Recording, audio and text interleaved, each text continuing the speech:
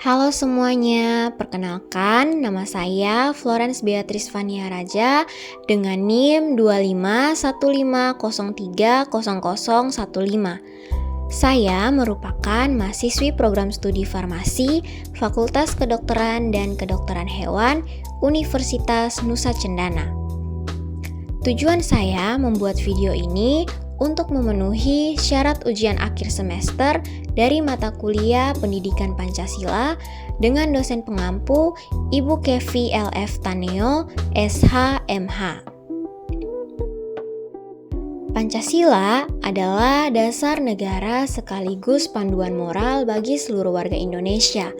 Dalam bidang pendidikan dan profesi kesehatan, nilai-nilai Pancasila memainkan peran yang sangat penting dalam membentuk perilaku, keputusan, dan integritas seseorang. Khususnya dalam profesi apoteker, Pancasila menjadi kompas etika yang mengarahkan bagaimana seorang apoteker menjalankan tugasnya untuk menjaga keselamatan dan kesejahteraan masyarakat. Untuk memahami hal ini lebih mendalam, mari kita lihat bagaimana Pancasila menjadi landasan moral, normatif, dan praktis bagi dunia pendidikan serta profesi kefarmasian. Pertama, Pancasila berfungsi sebagai landasan moral. Nilai-nilai yang terkandung dalam setiap sila mengajarkan kita untuk membedakan mana yang baik dan mana yang tidak seharusnya dilakukan.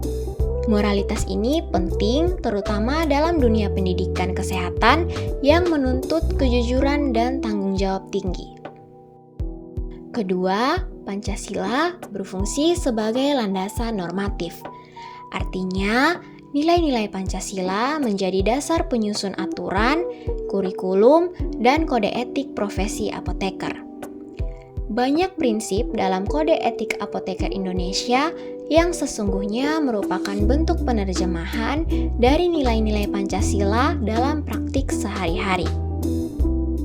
Ketiga, Pancasila berfungsi sebagai landasan praktis. Hal ini berarti bahwa Pancasila benar-benar diterapkan dalam perilaku mahasiswa, dosen, tenaga pendidik, dan apoteker dalam menjalankan tugas mereka. Sekarang, mari kita bahas bagaimana setiap sila dalam Pancasila diterapkan dalam pendidikan dan profesi apoteker. Sila pertama, ketuhanan yang Maha Esa. Sila ini mengajarkan kita tentang integritas, kejujuran, dan tanggung jawab. Di lingkungan akademik, ini diwujudkan dalam larangan mencontek, memalsukan hasil praktikum, dan melakukan plagiarisme.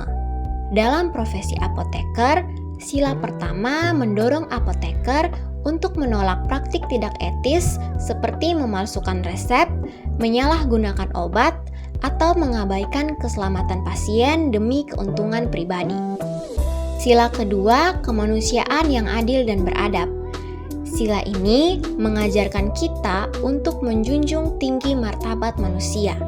Dalam pendidikan, nilai ini tercermin dari sikap saling menghormati, tidak melakukan bullying, dan memperlakukan setiap mahasiswa secara adil. Dalam profesi apoteker, sila ini diwujudkan melalui pelayanan yang humanis, ramah, dan tidak diskriminatif.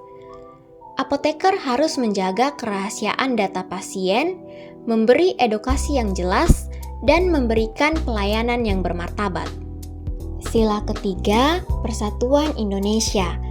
Sila ini mengajarkan pentingnya kolaborasi dan persatuan. Dalam proses belajar, mahasiswa diajarkan bekerja dalam kelompok, berbagi pendapat, dan menghargai keberagaman yang ada di dalam kelas.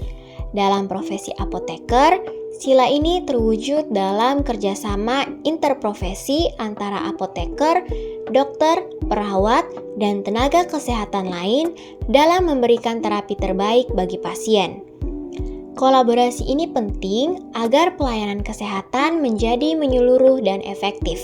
Sila keempat, kerakyatan yang dipimpin oleh hikmat kebijaksanaan.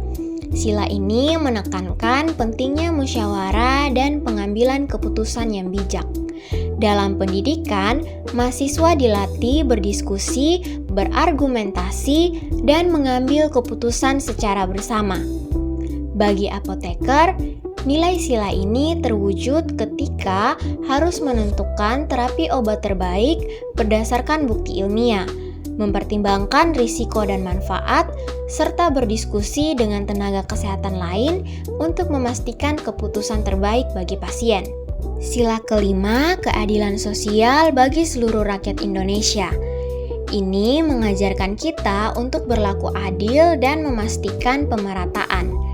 Dalam pendidikan, prinsip ini terlihat dalam pemberian kesempatan belajar yang setara bagi seluruh mahasiswa.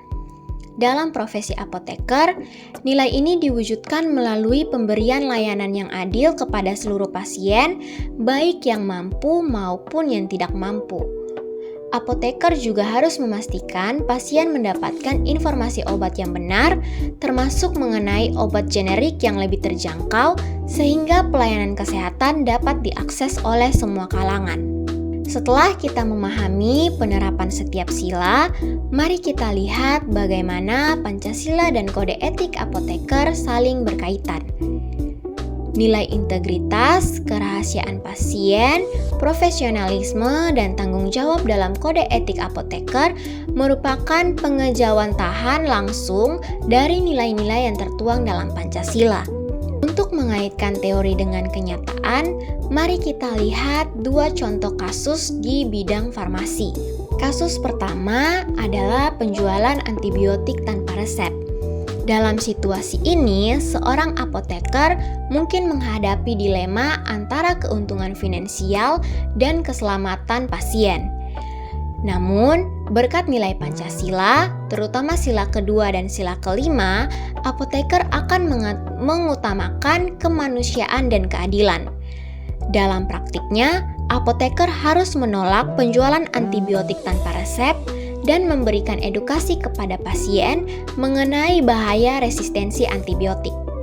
Kasus kedua adalah pemalsuan data praktikum oleh mahasiswa. Hal ini merupakan pelanggaran integritas.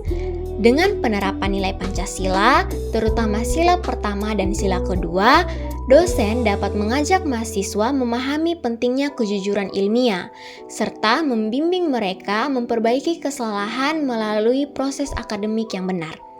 Dari keseluruhan pembahasan ini, dapat kita simpulkan bahwa Pancasila berperan sangat besar dalam membentuk karakter apoteker yang profesional, bermoral, dan berorientasi pada keselamatan pasien. Nilai-nilai Pancasila membantu apoteker bekerja dengan integritas, bersikap humanis, adil dalam pelayanan, serta mampu berkolaborasi dengan tenaga kesehatan lainnya.